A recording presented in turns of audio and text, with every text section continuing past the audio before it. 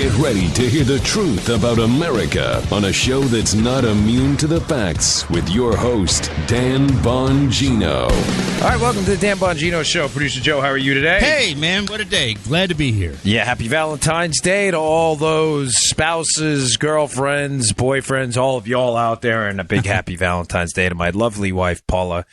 The rock in our relationship. She is the one who also, you know her, whether you know it or not, because the reason this show is up at the website, and the website is so lovely every day, is because of my wife's unique website designing skills. So big thanks to Paula, right, Joe? She's a dynamo. Thank goodness for Paula. Yeah, you ain't kidding, man. She's rescued us from many a technological disaster during the show, folks. Yeah. All right, let me just walk through what I'd like to get done today. I have a couple of updates. One, a fascinating theory I saw yesterday on Susan Rice being a potential, of course, the Barack Obama National Security Advisor, being a potential good guy in this, which, listen, I get it, and I am not here to take shots at anybody else, but I think that theory is outrageous, and I want to just quickly give you what that individual's saying and why I think it's crazy. A couple other developments in that case as well. Some worrisome news about a poll I saw about Americans' desire for big government. Yeah, I said that right. What? And no, I got to get into that because no. We can't have that. And some email I got on that topic yesterday as well. Also, I've got a couple of stories about some more liberal intentions versus results. You know, this is a common theme of our show for you regular listeners, right? Mm-hmm. Liberal intentions versus what happens in the real world. And I have two stories that are just damning about liberals trying to do one thing, actually doing the opposite, and then running away from the results. So important stuff. All right, today's show brought to you by buddies at iTarget. You know, folks, anybody can fire a firearm, okay? It's not hard. You just pull the trigger. The question is, can you fire one accurately? You have to be accountable for every round there. You don't want to let rounds go out of your weapon and you don't know where they're going. Folks, you have to dry fire. Now, what is dry firing? Dry firing is how, competitive shooters, they do this 10 times more than they live fire. Dry firing means practicing with an empty weapon. Check it twice, check it 3 times, feel that chamber, make sure it's empty, right, if you're going to dry fire. But what it helps you do when you dry fire is it helps you with a couple things, right? To fire a weapon accurately, you have to get your grip right. You have to make sure there's equal light on both sides of the front sight. That front sight is level. You also want to make sure that if you're firing in the dark using night sights, that the sights are properly lined up because it can get deceptive depending on if you move the gun to the left, to the right. So the way to take your dry fire practice to the next level is with the iTarget Pro system. That's the letter I. The website is itargetpro.com. That's the letter I, targetpro.com, itargetpro.com. And what do they send you? They will send you a laser bullet. You put in the weapon you have now. You don't have to do any special modifications or anything. You have a 40 caliber weapon, they'll send you a 40 caliber bullet with a target, and it works in conjunction with the phone app, and it's like a video game for your gun. When you dry fire the weapon with the laser bullet in there, you will see where the rounds would have went, which obviously you can't do with regular dry fire practice. The iTarget Pro system, I have people sending me their groups on Monday and then their groups on Friday. And the groupings that they're sending me on Monday are big, and the groupings they're sending me on Friday looking like they're shooting the wings off of a fruit fly. This is the best way to take your dry fire practice to the next level. The range can get really expensive. It's great to go there, but give it a shot. You can't get to the range all the time. There's the best way to increase your marksmanship. Go to itargetpro.com. That's itargetpro.com. Promo code Dan, my first name, D-A-N. You'll get an extra 10% off. Give it a shot, itargetpro.com. Okay. So I saw a Twitter stream yesterday from a guy who's done some really, I think, decent work on this, investigatively speaking. And someone sent it to me and said, hey, there's a theory running around out there that Susan Rice in this entire, remember, the scandal is the Obama team spied on the Trump team, and they've been looking to hide it. Mm-hmm. And the theory, Joe, is that Susan Rice was a good guy in this now. Or not a good guy so much, but that she's trying to do the right thing now. In other words, the email we addressed yesterday, Susan Rice sends an email to herself right before President Trump is sworn in on January 20th. Moments before, she sends an email to herself and she CCs her assistant.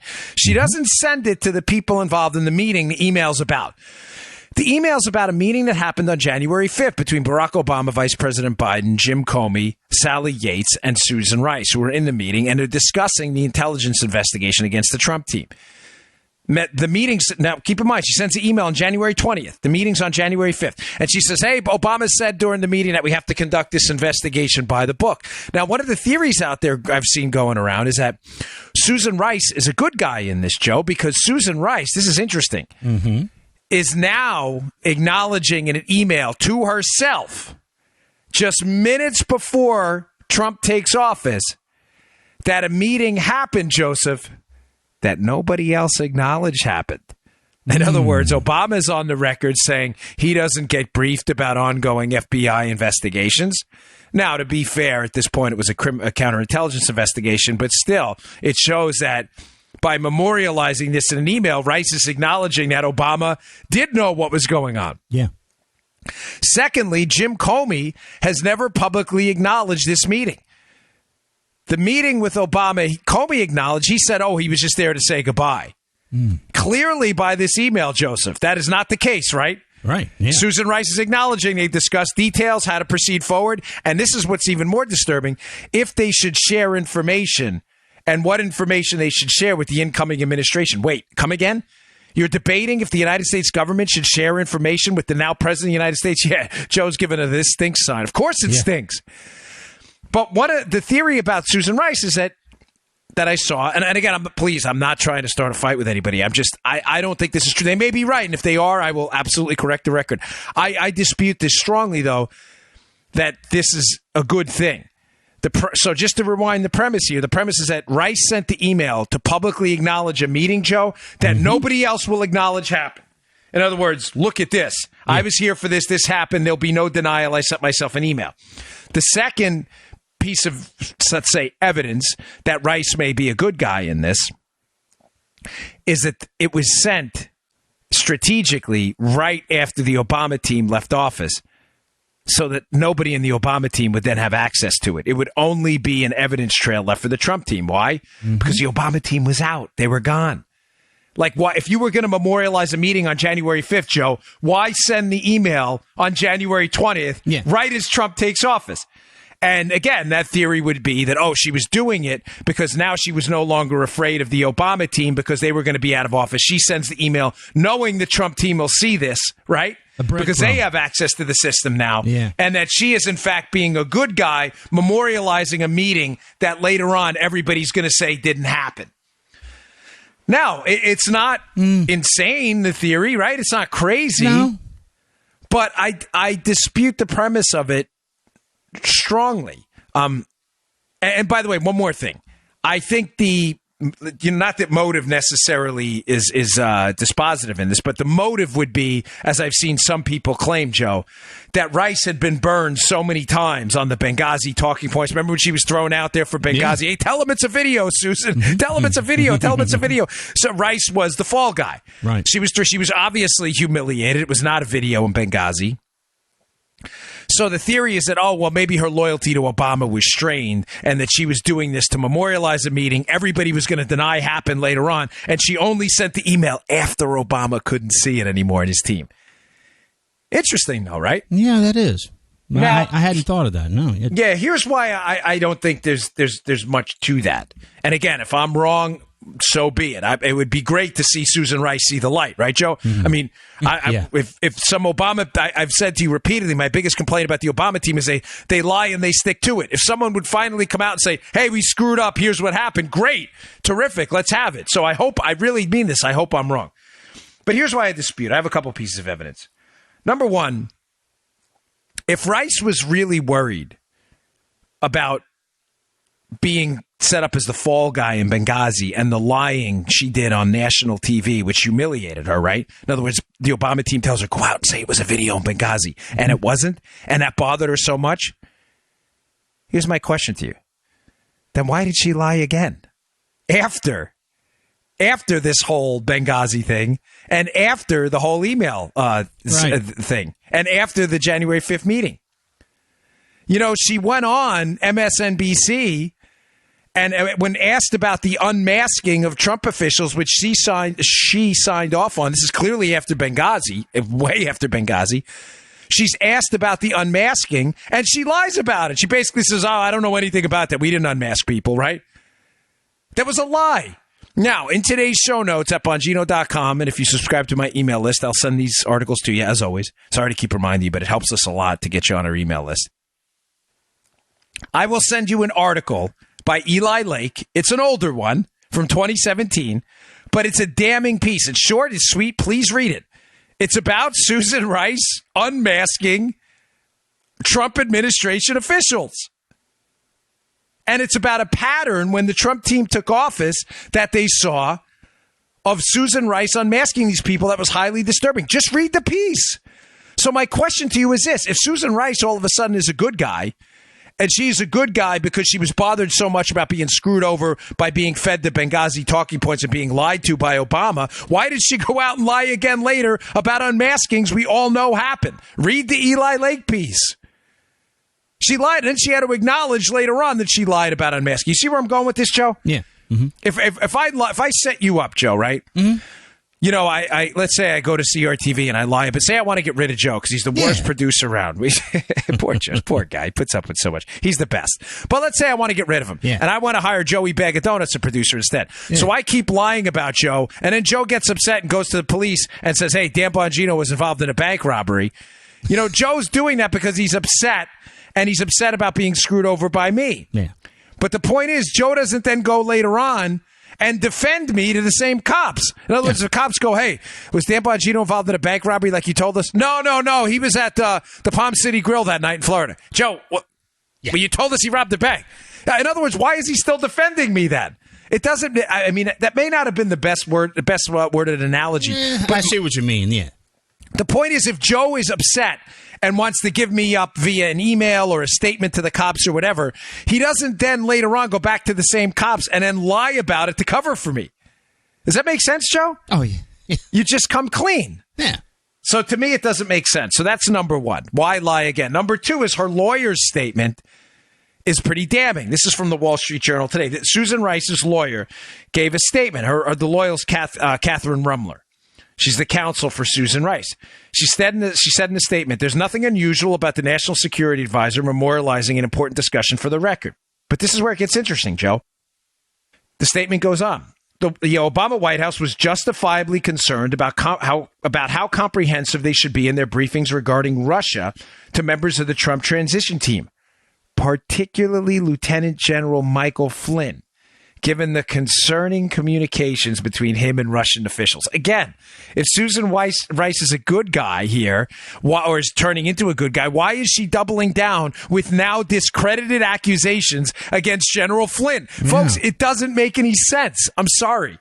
It doesn't make sense. I'm just putting that out there. I hope I'm wrong and that she is turning and she's going to give up the goods on what happened, but I would not put a lot of faith in that theory. I just wanted to get that out there. It's important. All right. Hey, there's one more troubling story here that's starting to break, and I want to make sure you're attuned to this. Lee Smith at Tablet Mag, who I've been citing his articles a lot because they're terrific.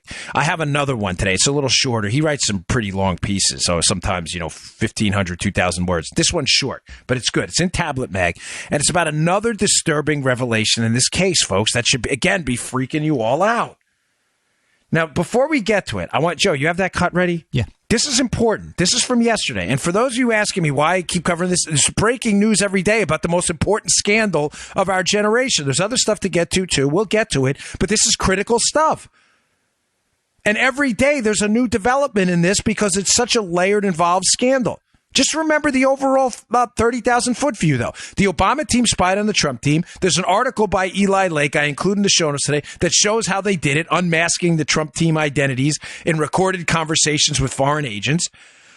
But they still can't seem to admit, whether it's management level people at the FBI, that something went wrong here. But here's an interesting development. Before we play the cut, this is Christopher Wray yesterday, the FBI director, that is, yesterday up on the Hill testifying.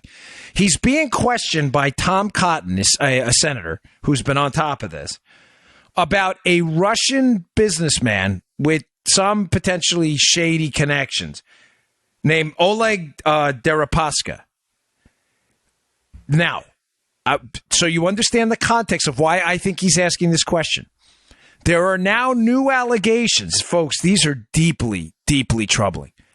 that Christopher Steele, who was the working through the Hillary campaign to get information on Trump, the former British spy, that Steele may have been being paid at the same time by Oleg Deripaska. Now, folks, this guy, Deripaska, is deeply connected to Vladimir Putin. Can you imagine the 56th layer of hell that would develop here if we found out that the British spy producing for the Hillary Clinton team negative information on Trump was simultaneously being paid by a guy connected to Vladimir Putin? Can you even imagine? So, as I always say, remember the names. Remember the name Oleg Deripaska in context. It's about a minute long. But listen to that and listen to how he answers about the dossier, too, which goes to show you that they're in a world of trouble here. Play the cut. Mr. Wray, are you aware of a gentleman by the name of Oleg Deripaska? I've heard the name. Is it fair to call him a Putin-linked Russian oligarch? Well, I'll leave that characterization to others, and certainly not in this setting. Chuck Grassley, the chairman of the Judiciary Committee, last week sent a letter to a London-based lawyer who represents Mr. Deripaska and asked if Christopher Steele was employed either directly or indirectly by Oleg Deripaska at the time he was writing the so-called Steele dossier. Do you know if Christopher Steele worked for Oleg Deripaska? That's not something I can answer. Could we discuss it in a classified setting? There might be more we could say there. Thank you. And maybe we'll hear back from the lawyer in London as well to give us a straight answer. Jim Comey testified before this committee in an open setting last summer, and he referred to the Steele dossier as salacious and unverified. Does that remain the FBI's position? I think maybe there's more we can talk about this afternoon on that. Okay, thank you. Okay, and you hear Tom Cotton, Joe? Okay, thanks. Like, that was really useless. Thank you for not answering any of our questions. Why is Deripaska now a target, an interesting target for a U.S. senator in an open hearing on Capitol Hill? Folks, because if you read the Lee Smith piece, there are some interesting connections here between Deripaska and Steele. Was he being paid, Steele, at the same time by Hillary's team? At the same time he was being paid by a Russian oligarch with connections to Vladimir Putin? Folks, what else do you need to hear Russian collusion if that's the case? What else do you need? There was Russian collusion between the Hillary team and them. What else do you need to know? If that is in fact the case, there is a world of trouble brewing. Now, why is Deripaska's name in the news again all of a sudden? Another interesting angle. And I'm going to wrap this up here. Mark Warner, the Democrat senator from Virginia, who was contacted by a lobbyist, keep in mind, Warner has oversight capabilities over the intelligence community. He's a Democrat senator from Virginia. Warner is now on the record in a text exchange with a lobbyist trying to connect him with Christopher Steele, the spy. In other words, lobbyists reached out, hey, Steele wants to talk to you, wants to talk to the Democrat senator. Who does the lobbyist also work for? Oleg Deripaska. Oh, that hurts. Oh, boy, that's a gunshot, ribs, liver, kidney shot there. Folks, it only gets worse for the Democrats. This is why, and I want to just make two final points on this. This is why, number one, I can't say in strong enough terms to the Democrats out there, it is time to take a bath on this. Remember my analogy.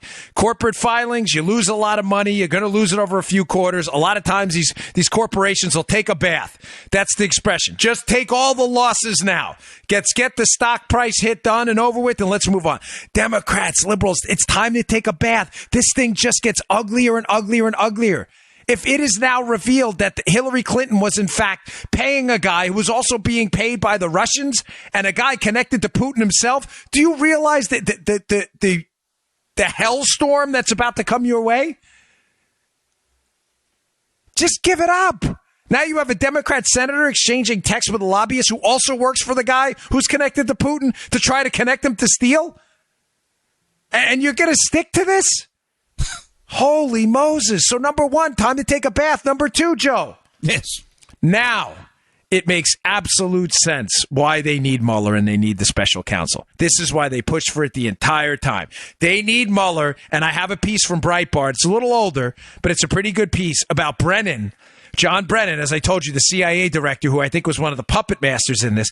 Brennan, on the record, Joe, there should be, if Trump tries to fire Mueller, no, they shouldn't follow that order. Brennan, terrified they're going to fire Mueller. Why? They need Mueller. Why do they need Mueller, Joe? They need Mueller to go, look, shiny red ball, shiny red squirrel, as I said on Fox the other day. That's what they need. If they don't have Mueller, they have nothing. The focus will be entirely on what really happened. Russian collusion with the Democrats. They need Mueller to constantly take a scalp. Oh, let's go get Mike Flynn on false statements that the FBI, by the way, on the record, didn't think were false.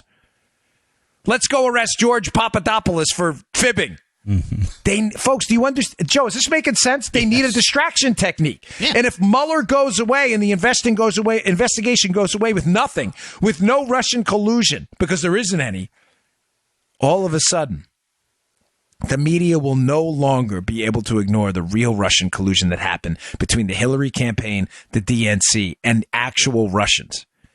They need Mueller. That is why they are so passionate about keeping this special investigation on the front page of the news. Because even though it will never find anything on Russian collusion because it didn't happen, you can't create facts. They need it as a distraction technique. It's starting to all make sense now, folks. All coming together. All right, I got some more stuff to get through. Some great stories in the news today. But today's show also brought to you by our buddies at Filter By. Folks, it's been a cold winter. Thankfully, it's starting to recede a little bit. But Dallas, 11 degrees. New York, 9 degrees. Minneapolis for the Super Bowl was -5, I think. It was really brutally cold. Winter's in full swing, and your HVAC system's working overtime, producing heat. That's just the way that sucker rolls, right? If you aren't properly maintaining your filters, you're not only breathing unhealthy air, you might just find yourself with thousands in repair bills like I did. I kid you not. Both of my units broke within a few months of each other. And the filters were black. And they weren't charcoal filters. They were supposed to be white. They were alive. It's alive. It's alive. You're right. When I threw the filter in the garbage can, I have the top that hinges over. I had to slam the thing. Get in, push him back in there. Good point, Joe. Get in there, filter. Now there's a better way with filterby.com. Someone asked me about the website. It's filterby, like B-U-Y, not filter by B-Y. Yeah. It's filter by, like the purchase. Filterby.com, filterby.com, filterby.com. They're America's leading provider of HVAC filters for homes and small businesses. Filterby.com carries over 600 different filter sizes, including custom options, all shipped free within 24 hours, plus they're manufactured right here in America. Nice job, Filterby. Filterby offers a multitude of MERV options all the way up to hospital grade, so you'll be removing dangerous pollen, mold, dust, and other allergy-aggravating pollution out of the air while maximizing the efficiency of your system. Save some energy there. Right now, you can save 5% when you set up auto delivery, and you'll never need to think about air filters again. Save money, save time, breathe better with filterby.com. That's filterbuy.com, filterbuy.com. Go check them out. Thanks, Filterby, for helping keep the show free and for providing really good products. We really appreciate it. All right, so I saw a story in the Journal today in the op-ed column, folks, that should really freak you all out. I mean, it terrified me. It was a poll. It was a Wall Street Journal, NBC poll, and it asked them. It was basically about Americans' desire for bigger government and government services. And the gist of the question was, should government do more to solve problems? Now, this was a poll that, Joe, historically in the past, a majority, if not overwhelming majority of Americans had said no to that question. Do you want government to do more? That's the question in essence, right? Mm-hmm. Now, what's really shocking is the poll is now trending upwards. Now, 58%. That's a pretty heavy majority, folks. Yeah. I mean, you ask, you ask a question to the American electorate, you get 58% returns on it. That's a pretty heavy majority. 58% of Americans think the government should do more to solve problems. Now, okay, that's a lot of them, by the way, the majority of Republicans and conservatives obviously are against it. But the fact that 58% of the American problem thinks, one, the government should do more to solve problems, and then by default, Joe, must think that the government can actually solve problems to me is really troubling. I don't know why you would think that. Now, here's a quote from the piece. Because there's some interesting little kind of tidbits and sub-headlines in here as well. It says, Americans also hope that increased government action will support a varied list of beneficiaries. In other words, more government for more groups of people, right? Mm-hmm. A Pew study last month found majorities endorsing the view that government does too little to help young people, the elderly, the middle class, and the poor. By contrast, 64% that the government says that the government does too much to help the wealthy. Now, this is fascinating here because I got a couple points on this. Questions about specific policies confirm these findings. The most recent Kaiser survey, Joe, found that 50% of Americans want the government to increase spending for Social Security while only 5% want cuts. There are comparable numbers for Medicare and Medicaid as well. Folks, I'm committed to the truth on this show, and I know the truth sometimes is troubling. And I got an email yesterday from a gentleman, very nice, by the way, very complimentary about the show. But he said he was warning me, Joe, almost in a very kind of cryptic tone. He's like, don't get into this Social Security and Medicare stuff. We paid for our Medicare. And if you're going to talk about it, you're going to alienate listeners. Folks, I'm in the business of creating conservative content. Okay. I'm not in the business of alienating listeners, excuse me. But I'm also not in the business of alienating the truth. Bingo. Yes, to the gentleman who emailed me. And to Joe, how many times has this come up on the show, the Social Security debate? Yeah. Often, right? Often. I am absolutely 100% with you that the government asked you to pay for a product, a retirement benefit. They asked you to pay in advance for it. They also asked you to pay for a Medicare benefit, excuse me. You paid for it. That is not your fault. I absolutely believe you did work, you earned that money, and you paid for a benefit you were promised by the government. I am not suggesting that promise should be broken to people who have already planned their lives around a broken government system. Now, let me say that twice, because if I only say it once, I will get another set of nasty emails. I am not suggesting now that the promises made to you by the government should be broken to people who already have, basically people 55 and older at this point, whose lives have been designed around a system the government promised them, even though the government broke their promises. But what I am telling you is there is no money. And us arguing about the details of this, I can't say to you in strong enough terms that ignoring the truth is going to slap everyone in the face one day and pretending like it's not there. Please understand, there is no Social Security trust fund. Now, I'm going to include a Cato piece from 1999 because it's that good in the show notes today. And it's short and it's sweet. And if you read it and come away with the conclusion that there is still a social security trust fund, I'm sorry, but you're immune to facts. There is no trust fund. And the fact that 50% of Americans want more spending on Social Security goes to show the absolute messaging failure conservatives and libertarians have been involved in on the issue of government spending. Folks, there is no money now. There's no money. The money in the trust fund, there's a great, you know what? I'm going to see if I can I should have taken this. I usually take screenshots when I want to get to stuff. Here it is. But this is really good. Here's a quote from humorist P.J. O'Rourke in the piece. Having a government trust fund is exactly the same thing as not having a government trust fund. I don't mean to make light of it, but there's no trust fund. The government took your Social Security money. What they did is they bought U.S. denominated assets, bonds and the like. Those kinds of things. The money was then given to the United States government, which they spent. There's no money. In other words, Rourke is not wrong, Joe. A U.S. government trust fund is the same thing as not having a trust fund because they already spent the money. Yeah, it's gone.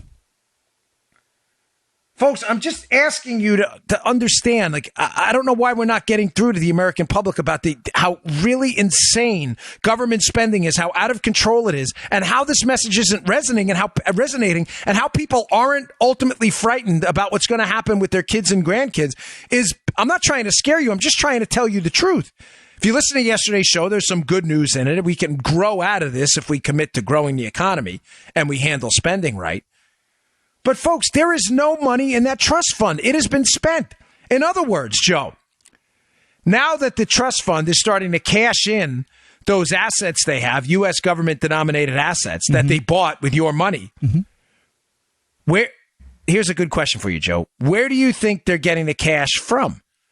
The taxpayer. Yeah. Because there's no cash there. There's no hard assets. They're not. In other words, Joe, the trust fund was not like invested in real estate. Now they're selling the homes and giving the money to people for their retirement. Right. When they cash in those assets to pay you your Social Security returns, they're simply taking the money from U.S. taxpayers. You get it? Yeah. I'm not faulting anybody. I'm not trying to start a fight with our older listeners. I get it. You did pay in. You were made promises. And I think it's fair that our generation, given that you fought in World War II and you built the damn country, I think we should keep those promises. Let me be crystal clear on that. I'm just telling you, if you're 55 and younger, there's no money. And saying, as this poll does, Joe, and I'll tie this up with this point here, that 50% of Americans want more Social Security returns and they don't want cuts. It means what? You want to take more of our money to give to ourselves? Well, there's no money. The money to pay you, if you are even remotely close to 55 or younger, is coming from you. Do you understand that? I'm not trying to be a jerk, folks. I can't believe how many people still don't get this. Read the Cato piece. What is that Milton Friedman quote? You know, the great part about government spending that makes it so attractive to people is that you think you're spending your neighbor's money. But the catch is your neighbor's saying the same thing. You're both spending each other's money. I think when people hear you say the money's coming from you, the folks are going to say, yeah, that's right. I paid into it. It's my money. But you're not coming from that direction. You see what I'm saying? Yeah, exactly. Your money, folks, that's a good point, Joe, and I'm glad you said that. Yeah. The money you paid in, let's say you paid in $30,000 over your lifetime, right? I'm glad Joe brought this up. Yeah, thanks. You will require more than that. It's not your fault. I'm not saying it's your fault. People are living longer. And the Social Security system was designed so poorly, the money you paid in will require a multiple of that to pay you back. You're not going to get $30,000 or $30,000 plus interest or $30,000 plus a growth rate. You are going to get far more than you paid in. That's why there's no money. That money is going to be paid out of a trust fund, which is being paid by taxpayers now. It's called a pay-go system. Even worse, Joe. When the people who paid in over the lifetime, there's still the system's going bankrupt now. So now we're going to have to backfill with taxpayer dollars now. The people who are paying now are now paying taxes to pay for people now and paying taxes and payroll taxes to pay for their Social Security later. And there's not going to be enough to pay for them either. It is not, folks, the money's not there. If we don't fix this entitlement problem, at a minimum for people 55 and younger, there's absolutely certain arithmetic bankruptcy coming. Here's another part I found concerning about this study, Joe. Apparently, 48% of Americans are the debt's not a big concern for them. Folks, listen to yesterday's show. How is it not a big concern? We presently owe $20 trillion. That's the entire annual value of our economy, $20 trillion. We owe everything. Now, so I don't, wear you out with complaints. There are two things that I think we need to do. Well, one is say kind of it's going to be an moment, and another one is a way to fix this. You know what, Americans? I'm talking to all of us here, me included in some respects. You want bigger government? I don't, but you want bigger government? 48% or what now? 50%, or excuse me, 58% think the government should do more to solve problems? All right, let's stop withholding. No, let's stop withholding taxes, Joe. Let's give you a quarterly bill for exactly how much that would cost, and then let's see how many Americans want bigger government. No, I'm serious, folks. You know why I say that? From personal experience. I'm a small business owner. My wife and I, proud to say, our third small business now. We're doing, quite well, thankfully. Thanks a lot to you. I mean that. But the first time we started paying quarterlies, we were like, what the? You get a bill, Joe, and you're like, wait, what? Mm-hmm. I mean, we owed a blank ton of money. It was a lot. And let me tell you something. I was a conservative anyway, so it doesn't matter. But I got to tell you, even if I was a liberal, I think that would have been an eye-opener. I honestly believe, Joe, that now that 58% of Americans think the government should do more to solve problems, they only say it because they have no idea that government can't solve problems. What does it solve? Poverty? Nope. Higher education costs? Nope. Healthcare costs? Nope. What does they say? The government doesn't solve anything. But if, in your zeal to believe that the government solves problems, you were actually billed for it, I think a whole lot of American minds would start changing right away. I'm not suggesting tax hikes or anything. I'm just telling you, you should get a quarterly bill, because I think what happens with withholding, Joe, is withholding has been happening for so long that it's psychologically built into it's baked into the cake. Right. It's built into the economic structure, and people don't understand or grasp the gravity of government. Get your whole paycheck. Take the whole thing. No payroll taxes, nothing, folks.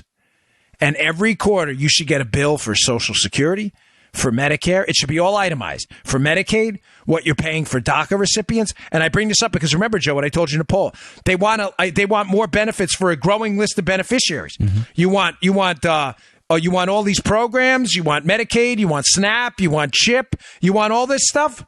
You want DACA. Get a bill. Itemize the bill. Every quarter, you're going to get a bill if you make $100,000 for probably close to, I don't know, $10,000. And you're going to be like, is there a way to kind of cut costs on this? Like this DACA thing that's costing me, $70-$80 here, and, SNAP that's costing me $300-$400 here. You want to turn those poll numbers around quick? That's the way to do it. Change withholding. Change withholding. Make the government operate on a quarterly budget, and that's the way we're going to rock and roll.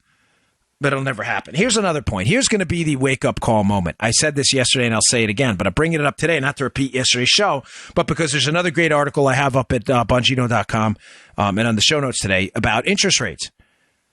What did I say during yesterday's show, Joe? That the wake-up call for Americans is going to be interest rates. One of these days, we're going to wake up and you're going to find your car loan is at 10% and your mortgage is at 12%. Oh, that's not going to happen. They're 4% now. No, it did happen, folks. It happened in the 1980s when I was 6 and 7 years old, okay? Yep. Mortgage rates were double digits. Joe remembers it well. He's a little older than me. Interest rates were sky high. So for our college crowd listening, think about what I'm telling you. Your mortgage payment now at 4%, say it's, I don't know, $1,000 a month for your house.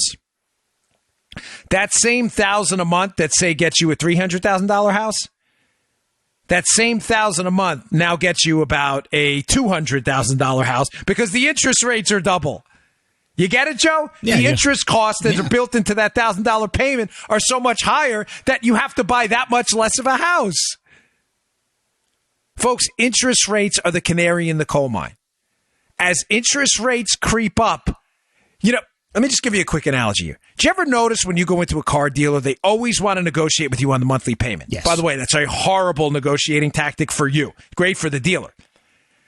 But it's not a stupid strategy because people operate typically on biweekly or monthly budgets. They know how much they make biweekly or monthly, and they say, okay, I can spend this much on a car and this much on a house. Mm-hmm. Car dealers take advantage of that because it's harder to do the math in bigger chunks. And if I lose you, Joe, please stop me, but it's hard to do the math on an annual budget. Okay, well, the car's going to cost me this. Now you got to multiply everything by 12.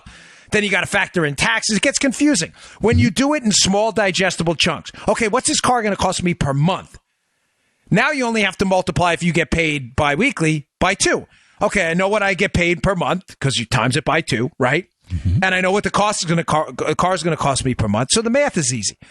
So I don't fault car dealers for doing that. But the reason they do that is because we like to think in small, digestible chunks of numbers. Why think yearly and in decades, Joe, if you can think in months? It's just easier to do the math. Does that make sense? Yeah. Now, this is why interest rates are going to be the big wake-up call for Americans.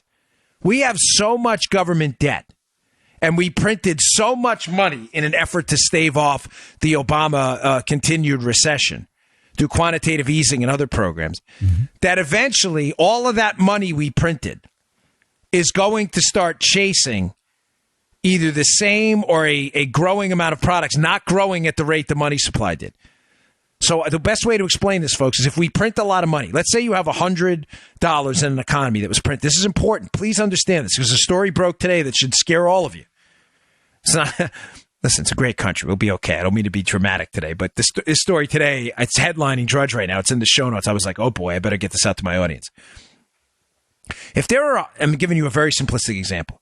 If there are, say, there's an economy on an island, and there's 100 computers on that island, and it's the only product they have. And on that island are 100 circulating $1 bills, and that's the only official form of money. Yeah.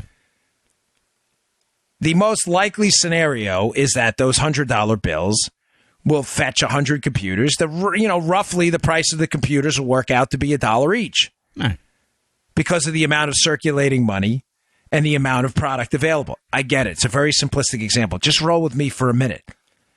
Folks, we printed a whole ton of money during the Obama years. It was not Obama's fault per se, although he incentivized it, because we do have a quasi-independent Federal Reserve. But they print the money, Federal Reserve notes, dollar bills. We printed them. We printed a lot of them. It's really an electronic creation, but let's just stick with printing because it's easier to understand. Let's say the Federal Reserve now on that same island prints $200. So now there's $200, Joe, chasing the same 100 computers. No more computers are made.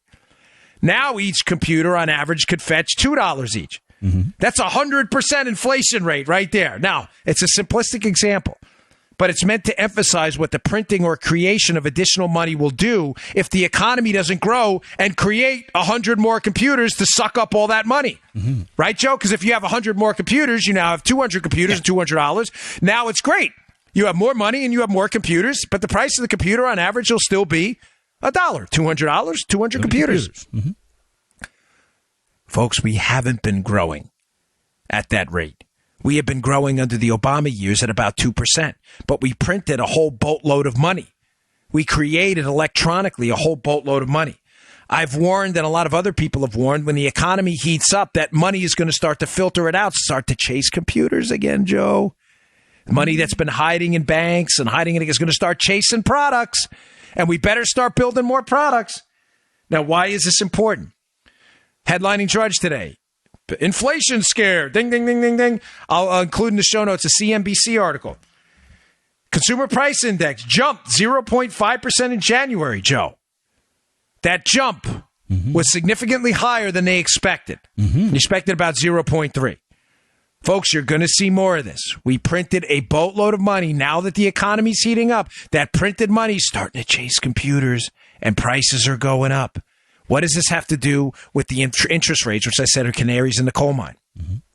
Folks, as inflation starts to spike, which it's going to inevitably, as the economy heats up, the only way to squash out of control inflation is going to be to raise interest rates at the Federal Reserve.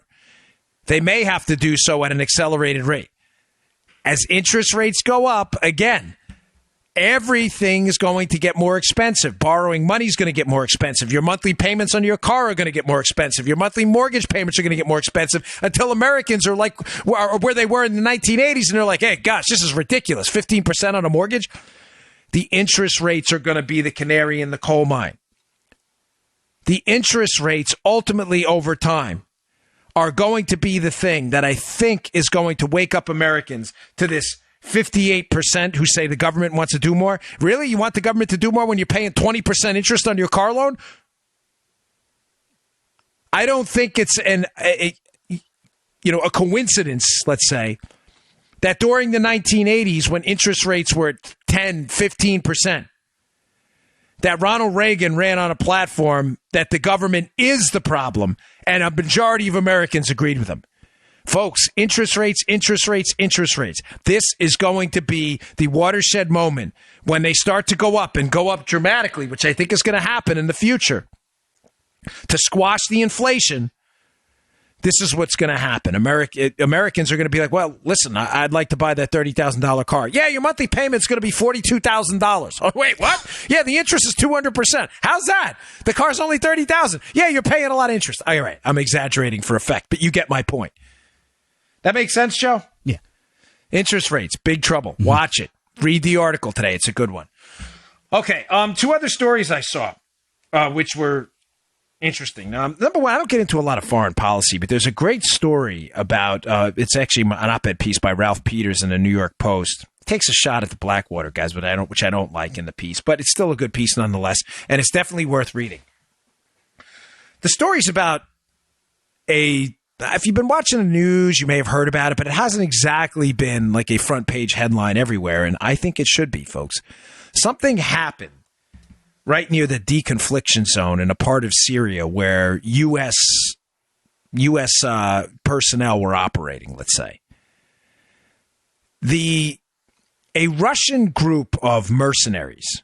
Now, I'm going to be clear on this because the point I'm about to tell you is very important here. Russian mercenaries don't operate the same way, say, American mercenaries would, like a Blackwater or, people who are, when I say mercenaries, I mean people with military or significant law enforcement experience who are privately paid to go and conduct operations in a theater, like a Blackwater type group. Mm-hmm. Russian mercenaries like the Wagner Group, which Peters discusses in the piece, don't operate in the same way. They almost operate with the Russian government's imprimatur. In other words, they're doing things that the Russian military won't do often, Joe, because the Russian government's trying to avoid casualties. Yeah. Now, you may say, well, right. The U.S. government does certain things with groups like this as well. Not to the extent the Russians do, not even close, okay? Mm-hmm. The Russians have this group of mercenaries operating in Syria that are trying to advance Assad's and Russian interests. Russia has a number of military interests in Syria, and they have been at loggerheads with American forces over there. Here's the bottom line. American forces have been operating in this area, and there's a deconfliction zone. In other words, do not cross this line, fellas. Russian, Syrian, Assad forces, don't come over here. And they generally haven't. So this is where the story gets good, Joe. A group of Russian mercs decided it would be a good idea to test that deconfliction zone theory, knowing U.S. operators were over there, and said, don't cross that line. Don't push the red button. The Russians are like, push that red button, cross the line. Really, really bad move. That was awful. That was really awful. So, and it was a unbelievably strategic abomination who was thinking, who thought this was a good idea? I don't know. So here's what happens, of course. Our superior, tactically and technologically efficient military basically wiped these Russian mercs off the face of the earth. Mm-hmm.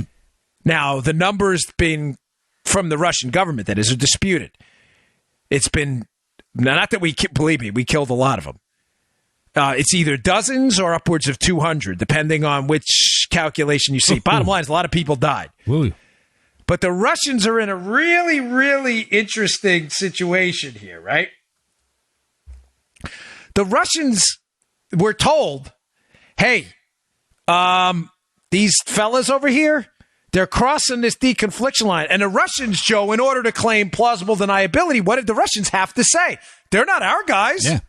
These are mercs, because then it's an official Russian government operation, right? So the Russians are like, those aren't our guys. And Peters writes in the piece, and I think he's right, that the Russians probably thought, this is still probably Obama-era military stuff. You know what they're going to say, Joe? Don't you do that again. Mm-hmm. Don't you cross that red line, pun intended. Don't cross. And then they cross. Don't cross further. Then they walk further. Don't you take one more step. One more, we're going to do something. And that's not what happened. Our team was like, and that was it. That was the end of the mercs, okay? Not that listen, war is a serious thing. I don't mean to make light of it. But they were told, don't do it. And they did it. And our air-to-ground basically our ground engagement fighters, wiped them out. Now, Peters writes in a piece, and I think he's right, the Russians are having, Joe, an moment. An epiphany. Yeah, what do we do now? So Putin apparently is really pissed off because he can't claim they're his guys, but he knows they were his guys. And what's he going to do? Bottom line, I'm trying to tell you, folks, I am not, believe me, I am not a war hawk in any respect. I lost an uncle in Vietnam, and the subject to me is a very serious one. War is a very serious one. But the world is full of complicated actors, and I do believe in realpolitik. And the point I'm trying to make is, if we are going to stand as a credible world threat, whether you agree that we should be there or not, I get it. There's a significant disagreement about what our footprint should be around the world. I respect that, and it's a great debate to have. What I'm trying to tell you now is we are there now. Those are our boys. And the ones that are there now, whether you agree they should be there or not, while they're there, if we tell the damn Russians, don't you step across that line, and they do it, and they attack, there better damn well be a penalty. Because it will only incentivize the Russians in the future to do this again. Does that make sense, Joe? There are no more red lines to cross. No, but the lines are red with the blood of those guys who thought it was a good idea to cross the red line. One line. Yeah, that's it. Now, read the piece. It's a really good one in the show notes today. But I say that because I like to tie stories together. It's important. Yesterday, a critical speech was given, presentation up on Capitol Hill by Dan Coates, Mike Rogers, and Christopher Wray, the FBI director. Actually, the soundbite we gave you from the beginning of the show. Mm-hmm. And in there, in addition to the Trump-Russian collusion fairy tale and the Obamagate spying thing, other serious topics were brought up. And one thing they all agreed on, and we should all agree on, is although I think the Russian collusion with the Trump team is an absolute myth, Russia's a serious threat, folks. And I'm angry at the Democrats for making this a partisan issue because it's not. And one of the issues that came up was that the Russians are going to target the 2018 midterm elections again. And one of the suggestions out there in the Wall Street Journal today and elsewhere, which I agree with, is you want to mess with us? You want to toy with us? You want to play games with your third world economy over there in Russia? Really, folks, it's a third world economy. Absolutely. You want to toy with us? We should unleash freaking hell on these people in their upcoming elections.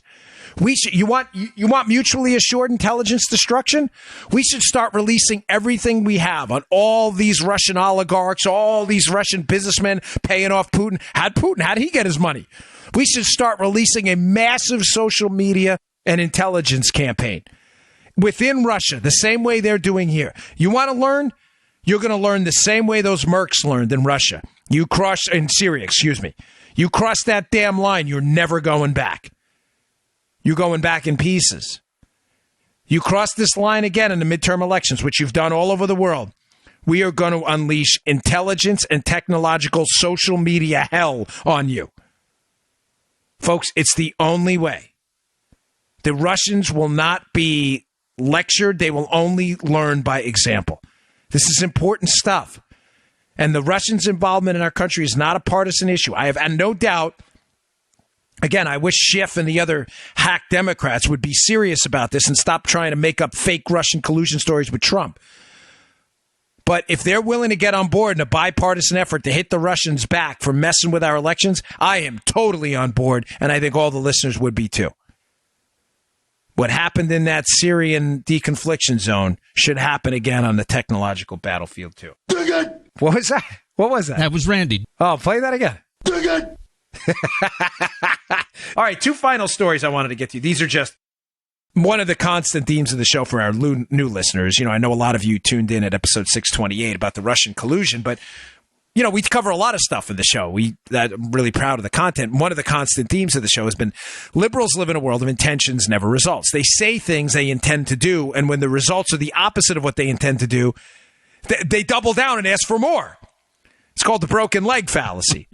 Where, the government introduces a treatment, it breaks someone's leg, and then they introduce more of the treatment to heal the broken leg. Okay, the broken leg fallacy, liberals live by it. Here are two quick ones. Wall Street Journal today article by Jason Riley.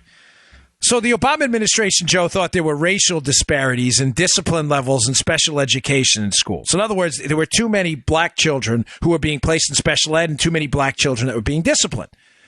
So rather than getting to the bottom of why that was happening, of course, the Obama administration said, well, listen, if you don't fix that and we don't have equal number of racial proportions in both special ed and discipline, there's going to be some financial penalties here, folks. So, of course, let me just get, so we're clear. Yeah. Again, liberal intentions. The goal is to so-called help minority students, specifically black kids, to help them by mandating that if you're black, you're not disciplined or you're not placed in special ed in specific quota numbers more than white kids. So your goal was to help them. Mm-hmm.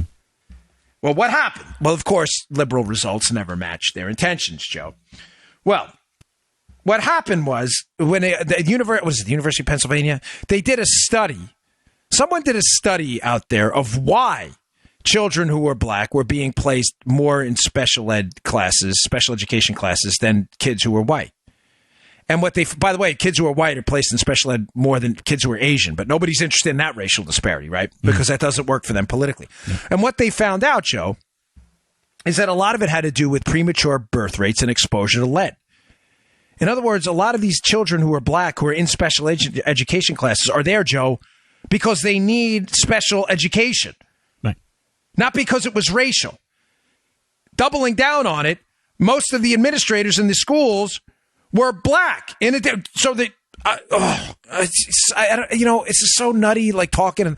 But here's what's worse, Joe. Mm-hmm. When they controlled for that, lead levels, premature births, they found out that black children were actually being placed in special education at lower rates than white children. So in other words, there's no racial disparity. There's a disparity based on the need for special education due to complications like premature birth and lead levels, which black children tend to be exposed to at a higher rate. But again, liberal intentions. So now you say, okay, well, what's the point? So how did people get hurt by this? How did they get hurt? Well, they found out that test scores now are going down, that there's more disorder in there's more disorder in classrooms. There have been multiple reports of this in big city schools because teachers and administrators now are afraid to discipline students if they happen to be black, even students who may need discipline. So they keep students in the classroom with all the other students, by the way, black and white included, who are not discipline problems, and their test scores are going down, and teachers are reporting more disorder in the classroom, hurting everyone. This is, again, the liberal world of intentions, where they try to pretend they're helping people, and they're actually, what they're doing is they're destroying everybody at the same time. Unbelievable. Really disappointing. Here's another story I saw at Wall Street Journal today again. And by the way, this was a bipartisan effort at stupidity. Joe, do you remember after the stock market crash, they had Sarbanes-Oxley? Yeah. Sorry, Enron and all that other stuff. Yeah. Sarbanes-Oxley, abbreviated as SOX, S-O-X, was another one of these fascinating pieces of legislative garbage that was intended to increase corporate accountability. Mm-hmm. So in Section 404, mandated internal audits for companies. Here's the bottom line, to make it super simple for you. Sarbanes-Oxley said if you're going to be a publicly traded company, in other words, you sell stock to the public, you're listed, Joe. Right. That you have to conduct a series of internal audits, and you have to make sure that the I's are dotted and the T's are crossed. Again, on its intentions, on its face, just like the students are, hey, there are too many black children being disciplined. We got to fix that. Good intentions, right? Mm-hmm. The result's awful, causing more disorder and more chaos in the classroom and lower test scores. You would think, again, so what, Dan? What's the problem? You want companies that are publicly listed selling shares to the public to make sure that they're auditing themselves the right way and that the I's are dotted and the T's are crossed. What's the problem, Dan? Well, the problem is there's a cost to that. And the cost for even small businesses was upwards of $2 million a year. So what happened, Joe? Mm-hmm. The massive internal audit costs. In 1996, we had 7,322 publicly listed companies. What do we have today? 3,671 publicly listed companies. Why? Because if you're not publicly listed, you don't have to go through this $2 million audit trail. So what are companies saying? We're not going to list our shares to the public. What are we going to do? We're going to go get our money from private equity. Oh, the evil billionaires and trillionaires that Democrats keep talking about. So basically what's happening here, folks, is as companies succeed in our economy, instead of making their proceeds shareable with the public through public shares, pension funds, your retirement, they're now available to the evil rich hedge fund people and the private equity people that, I'm being sarcastic, that liberals claim to hate, who are making out like bandits on a couple of companies and a series of companies that are doing great, but will not list their shares publicly because they don't want to deal with the audit nonsense that the government imposed upon them that, by the way, is not working. And by the way, the Enron scandal was already having free market repercussions. Companies who were using consultants for things other than management consulting and accountant consulting too were already taking an impact on their share prices. And by the way, CEOs who were responsible for multiple rewrites of their financial data were already taking a hit on their salary and their worth. So the free market was already correcting for what happened. But of course, the government had to get involved, mandate this huge audit trail, Joe. And what's happening now? Again, what are the results? Oh, we're going to fix this. We're going to make sure these companies are accountable. No, they're not accountable because now they're just going private and they're sharing their wealth with a group of private equity people who are getting a lot wealthier while the public does not share in the benefit of a growing economy. Thanks, liberals. You guys are great. You guys are just wonderful. Unbelievable, right? Isn't this incredible, Joe? All right, folks, I really appreciate you tuning in. Please go to the show notes today at Bongino.com and share the show. I appreciate everything on Twitter. I've been liking a lot of your tweets. For those of you who've been saying nice things about the show, I really appreciate it. I'll see you all tomorrow. You just heard The Dan Bongino Show. Get more of Dan online anytime at conservativereview.com. You can also get Dan's podcasts on iTunes or SoundCloud. And follow Dan on Twitter 24/7 at DBongino.